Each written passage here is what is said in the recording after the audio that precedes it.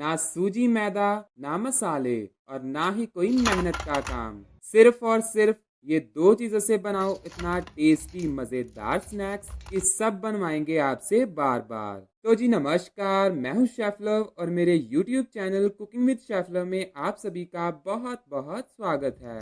तो दोस्तों, आवाज सुनी ना आपने इसकी? ये देखिए कितने क्रिस्पी, करारे और कुरकुरे बन करके तैयार हुए हैं। और हाँ, इस रेसिपी में मैंने सिर्फ और सिर्फ दो चीजों का यूज करके इसको घर के ही सामान से बना करके तैयार किया है, और सामान भी ऐसा जो कि आपके किचन में हमेशा ही अवेलेबल रहते हैं और आपको यहाँ बाहर से कुछ भी लाने की जरूरत नहीं पड़ती है। तो चलिए बिना देरी किए आज की ये मजेदार रेसिपी शुरू करते हैं। तो दोस्तों, इस रेसिपी को बनाने के लिए मैंने एक बहुत ही छोटे साइज का कच्चा आलू लिया है। यहाँ पर बहुत ज्यादा आलू की जरूरत नहीं पड़ेगी, सिर्फ एक छोटे साइज का कच्चा आलू लेना है। इसको पील करके छील लेना है और एकदम बारीक छेद वाले ग्रेटर की मदद से हमें इसको ग्रेट करना है ताकि इसके एकदम बारीक बारीक से लच्छे निकलें और इनको हमें पकाने या फिर गलाने की जरूरत भी नहीं पड़ेगी। और हमें इसको ग्रेट करने के लिए कद्दूकस वही वाला लेना है जिसकी मदद से हम अदरक या फिर लहसुन को ग्रेट करते हैं।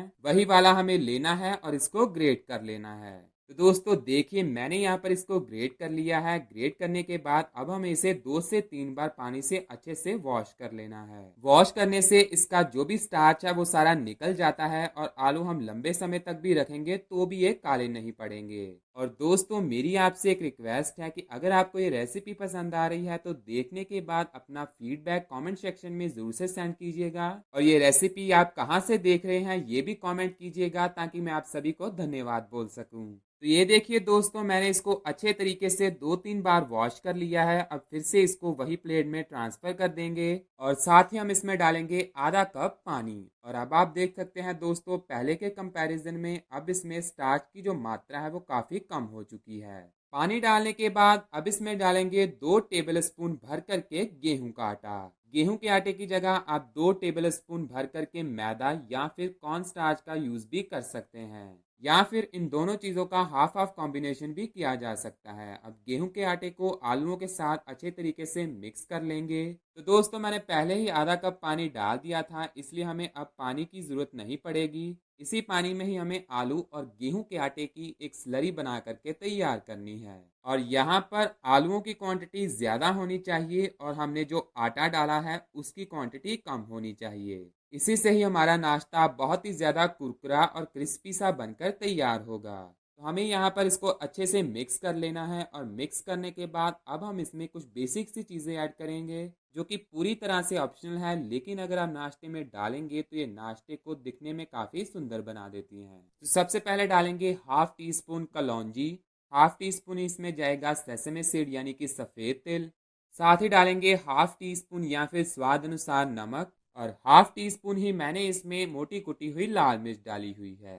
तो यहाँ पर हम सभी चीजों को मिक्स कर लेंगे। तो इससे नाश्ता देखने में तो सुंदर लगता ही है और खाने में भी बहुत ही ज्यादा टेस्टी बनकर तैयार होता है। तो सभी चीजों को अच्छे से मिक्स कर लेंगे। तो ये लीजिए, नाश्ते को क्रिस्पी बनाने के लिए हमारी स्लरी बनकर तैयार है। तो इसे रखेंगे साइड में और अब कर लेते हैं दूसरी तैयारी। तो यहाँ पर मैंने 1 कप भर करके पोहा लिया है। तो आप यहाँ पर किसी कटोरी का मेजरमेंट भी कर सकते हैं। मैंने यहाँ पर 1 कप पोहा लिया है और मैंने यहाँ पर पतले वाला पोहा का इस्तेमाल किया है। आपके पास जो भी वैरायटी का पोहा हो आप उसका यूज कर सकते हैं। तो हमें इसको भिगो कर लेना है, तो इसलिए इसको एक बड़े मिक्सिंग बोल में ट्रांसफर करेंगे और इसी के साथ इसमें पानी ऐड करेंगे और पहले पोहे को 2-3 बार अच्छे से पानी से वॉश कर लेंगे ताकि इसके अंदर जितनी भी डस्ट है वो सारी निकल जाए। और वॉश करने से ही हमारा जो पोहा है वो नरम पड़ेगा, तो इसीलिए इसको वॉश करने का प्रोसेस बहुत ही जरूरी है। तो 2-3 बार पानी से अच्छे से वॉश करने के बाद और अब हमें ऊपर से 2-3 टेबल स्पून या फिर आधा कप जितना पानी डाल देना है और पोहे को लेवल अप करके अब हमें इसको रेस्ट पर रखना है। इससे क्या होगा, पोहा पानी को एब्जॉर्ब कर लेगा और फूल करके डबल हो जाएगा।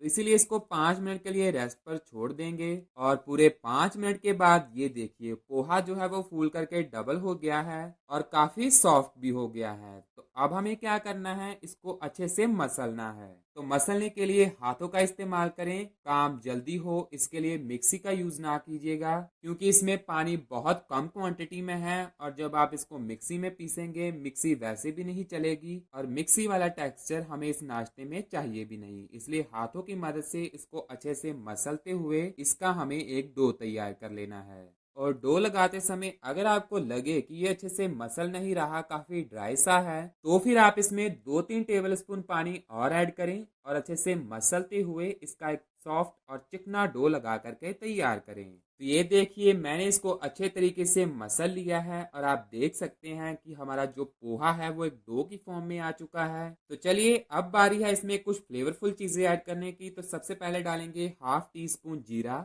तीखे के लिए डालेंगे हरी मिर्च, तो 2 से 3 हरी मिर्च को मैंने बारीक कट करके डाला है। और यहाँ पर मैंने आधा इंच टुकड़ा अदरक का लिया है, इसको हमें बहुत ही छोटे वाले ग्रेटर से ग्रेट कर कर डालना है। अदरक को बिल्कुल भी स्किप ना करें, डालिएगा जरूर, इससे बहुत ही अच्छा फ्लेवर ऐड होता है नाश्ते में। साथ ही डाल लीजिए हाफ टी स्पून या फिर स्वाद अनुसार नमक। साथ ही मैं इसमें डाल रहा हूँ कड़ी पत्ता। तो मेरे पास आज फ्रेश कड़ी पत्ता नहीं थे तो इसलिए मैंने ड्राई कड़ी पत्ता को एकदम बारीक बारीक कट कर कर डाला है। इसकी जगह आप बारीक कटा हुआ हरा धनिया भी डाल सकते हैं। और अब इसमें डालेंगे नाश्ते को क्रिस्पी बनाने के लिए 2 टेबल स्पून चावल का आटा। तो चावल का आटा जो है वो मैंने घर पर बनाया था, तो इसलिए इसका जो टेक्सचर है वो बहुत ज्यादा स्मूथ नहीं है। इसकी जगह आप चाहें तो 2 टेबल स्पून भर करके कॉर्नस्टार्च या फिर 2 टेबल स्पून सूजी भी डाल सकते हैं। अब सभी चीजों को यहाँ पर मिक्स कर लेंगे। तो ट्रेडिशनली जो दाल का मेदू वड़ा होता है वो तो आपने बहुत बार खाया होगा, लेकिन एक बार इस तरीके से ये पोहे का मेदू वड़ा ट्राई जरूर से करें। मैं गारंटी के साथ कहता हूँ कि आपको ये मेदू वड़ा बहुत पसंद आएगा। और बनाना तो आपने देखा है बहुत ही आसान है, झटपट और कुछ ही चीजों से बन करके तैयार हो जाता है। तो ये देखिए बहुत ही स्मूथ सा डो बना करके मैंने तैयार कर लिया है। अब हमें क्या करना है, हाथों को ऑयल से ग्रीस कर लेना है ताकि जब हम इसको शेप दें तो ये हाथों पर बिल्कुल भी चिपके ना। तो डो में से थोड़ा सा पोर्शन लेंगे बिल्कुल नींबू के साइज का और एक गोल आकार में पहले इसको इस तरह से ले आएंगे और फिर दोनों हाथों की मदद से हम इसको अच्छे से राउंड राउंड करते हुए इसका पेड़ा बना लेंगे जैसे हम रोटी के लिए बनाते हैं। और ऐसा करने के बाद इसको हथेली की मदद से हल्का सा चपटा करेंगे। तो यहाँ हमें नाश्ते को ना बहुत ज्यादा चपटा करना है और ना ही बहुत ज्यादा थिक रखना है। तो यहाँ हमें उंगली की मदद से इसके बीच में ऐसे सेंटर में से होल कर लेना है। होल करने के लिए आप पेंसिल की बैक साइड से भी इसमें होल कर सकते हैं या फिर आप चाहें तो इसको कटलेट की शेप भी दे सकते, लेकिन अगर इस तरह से होल कर कर बनाएंगे तो जो नाश्ता है वो अंदर तक पकेगा। तो देख सकते हैं आप बहुत ही परफेक्ट शेप आई है। तो बस इसी तरीके से हमें सारा नाश्ता बना करके तैयार कर लेना है। और अब हमने गेहूं के आटे और आलूओं की जो स्लरी बनाई थी, मेदू वड़ा को उसमें अच्छे से कोट कर लेंगे।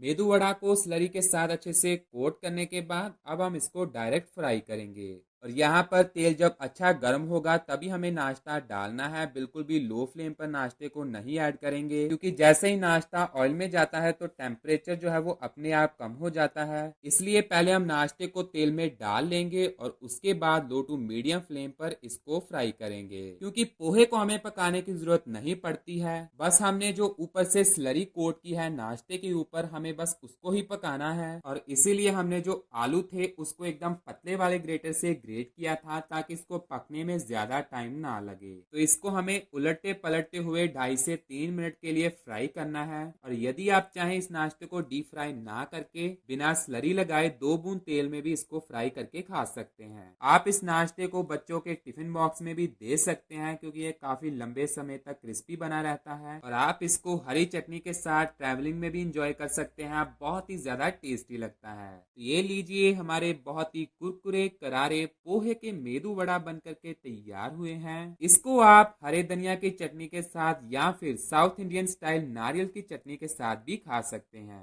तो दोस्तों अगर आपको मेरी मेहनत और मेरी वीडियोस अच्छी लगती हैं तो मेरे मोटिवेशन के लिए इस वीडियो को एक लाइक जरूर से कीजिएगा। इस चैनल पर नए आए हैं तो आपके अपने channel cooking with chef love को जरूर से सब्सक्राइब करें। और हाँ, अपना फीडबैक कमेंट सेक्शन में जरूर से सेंड कीजिएगा या फिर रेसिपी के रिगार्डेड कोई भी डाउट हो तो वो भी कमेंट सेक्शन में जरूर से लिखें, मैं उसका आंसर आपके साथ जरूर शेयर करूंगा। फिर मिलेंगे ऐसे ही मजेदार इंटरेस्टिंग रेसिपी के साथ, तब तक थैंक्स फॉर वॉचिंग।